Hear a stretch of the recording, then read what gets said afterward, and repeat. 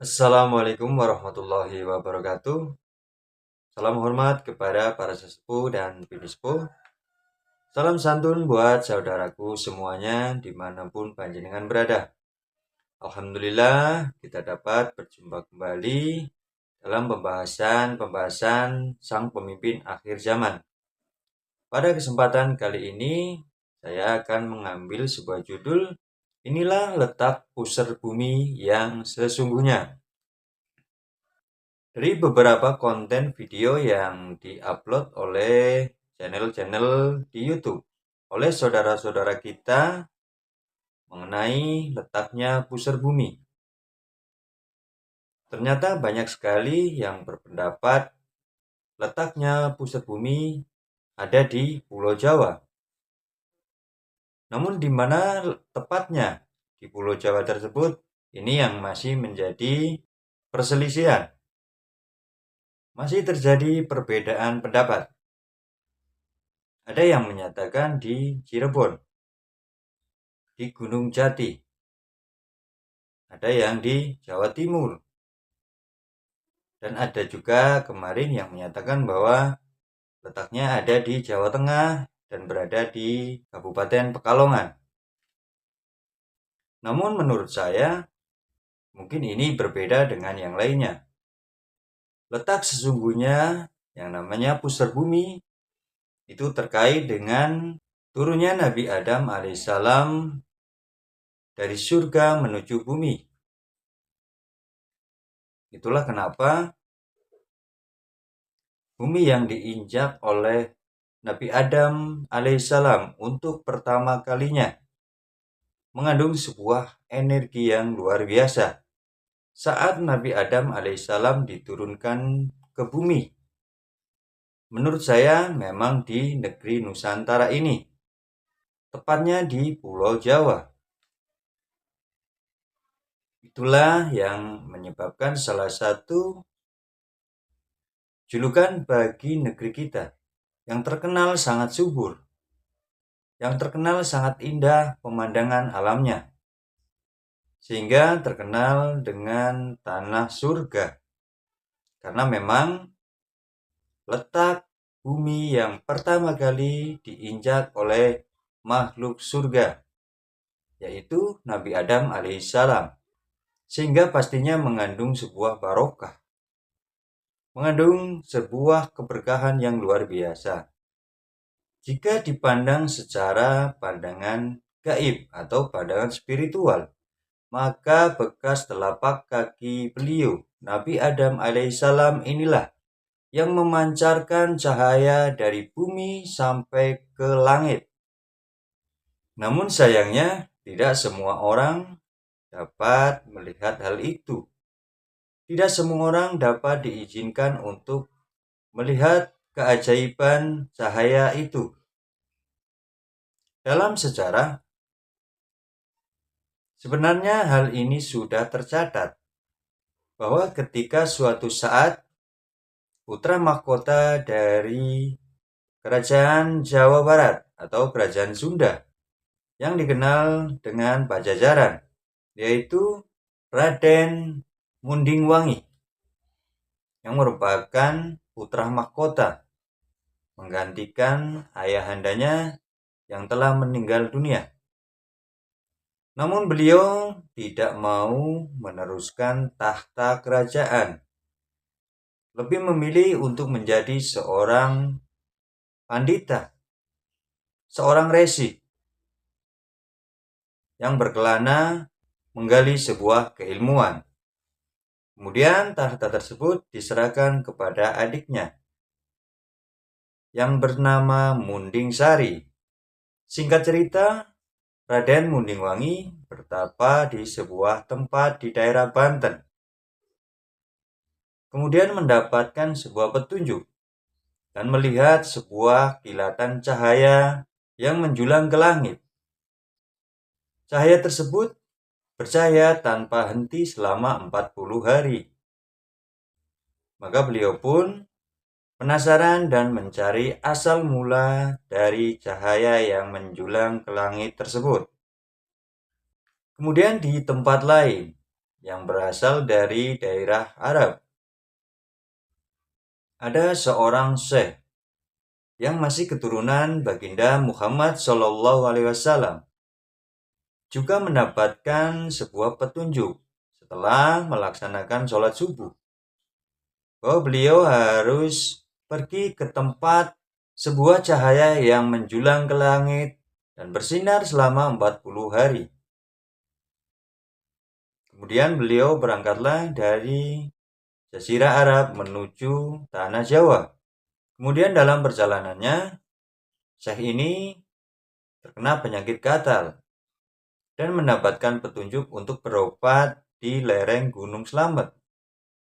Kemudian beliau pun bergegas ke sana dan menemukan pancuran pitu.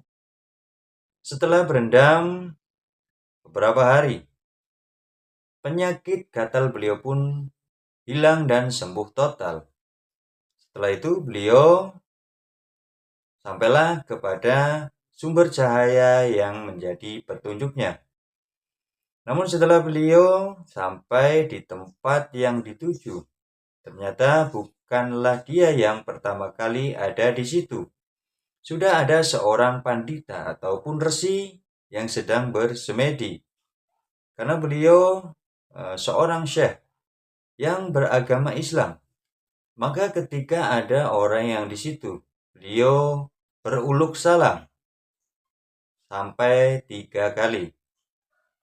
Namun apa yang terjadi ketika sang syekh memberikan salam, Raden Mundingwangi merasa terusik, merasa terganggu, sehingga terjadilah pertengkaran dan berujung pada adu kesaktian.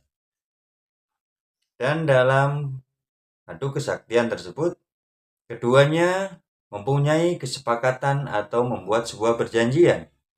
Siapapun yang kalah, maka dia akan menjadi muridnya dan mengikuti apa yang menjadi agama dan keyakinannya. Singkat cerita, setelah keduanya bertempur dan beradu kesaktian, ternyata Raden Mundingwangi kalah oleh syekh yang berasal dari tanah Arab tersebut. Sehingga Raden Mundingwangi harus mengaku kalah dan menjadi muridnya syekh yang dari Arab. Dan serta-merta mengikuti apa yang menjadi agama dan keyakinannya. Raden Mundingwangi dalam masyarakat Purbalingga sampai saat ini terkenal dengan nama sebutan Syekh Jambu Karang. Kemudian untuk syekh yang berasal dari Jazirah Arab, tidak tahu tepatnya dari mana, karena dalam catatan sejarah juga tidak dijelaskan. Namun ada yang menyebutkan ini merupakan seorang syekh dari daerah Rum, Turki. Namanya pun samar. Hanya terkenal dengan sebutan Syekh Atas Angin. Yang kemudian Syekh Atas Angin ini menjadi menantunya Syekh Jambu Karang. Kejadian ini terjadi kisaran tahun 1200-an.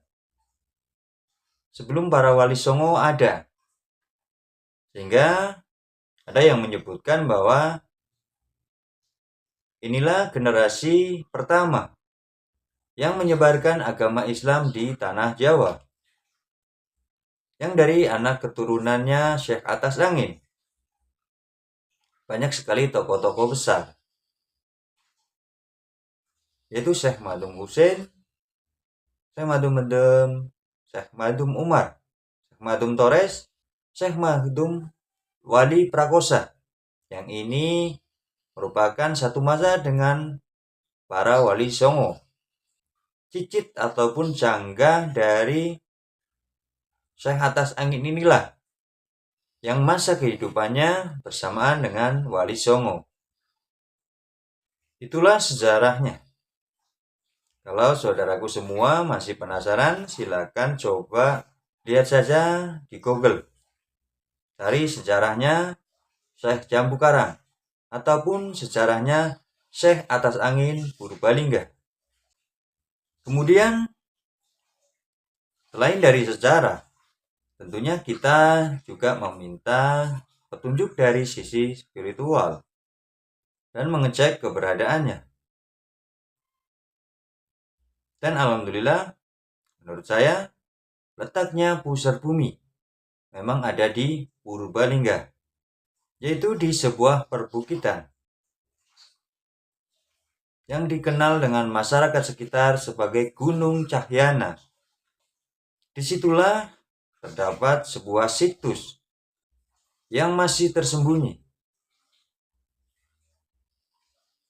Dan insya Allah suatu saat nanti situs tersebut akan dibuka dan akan ditunjukkan kepada seluruh umat sebagai bukti bahwa disitulah tempat pertama kali Nabi Adam alaihissalam menginjakkan telapak kakinya di bumi. Oleh sebab itulah, kenapa tanah Nusantara disebut tanah perjanjian. Awal mula kehidupan manusia dimulai dari timur, dimulai dari negeri kita. Maka pada akhir zaman ini juga akan diakhiri dari arah timur. Dalam masyarakat sekitar Gunung Cahyana, tempat ini terkenal dengan pusernya tanah Jawa. Dan ada juga keterangan dari juru kunci bahwa ini memang pusernya bumi. Namun tempat ini tidak begitu terkenal karena medannya yang sangat berat dan tidak banyak pengunjung yang datang ke sana. Mungkin inilah cara Allah untuk menutupi dan menyembunyikan sebuah rahasia yang akan tertutup dengan rapat sampai nanti saat dan waktunya untuk dibuka. Dan saat inilah saya diizinkan untuk membuka rahasia ini. Bagi panjenengan yang percaya dengan informasi saya, syukur alhamdulillah. Adapun panjenengan yang tidak percaya dengan apa yang saya sampaikan, monggo. Semua itu adalah hak panjenengan. Masing-masing orang mempunyai pemahaman dan pemikiran yang berbeda-beda. Tentu kita tidak bisa memaksakan kehendak kepada siapapun. Itu saja sedulur yang dapat saya sampaikan.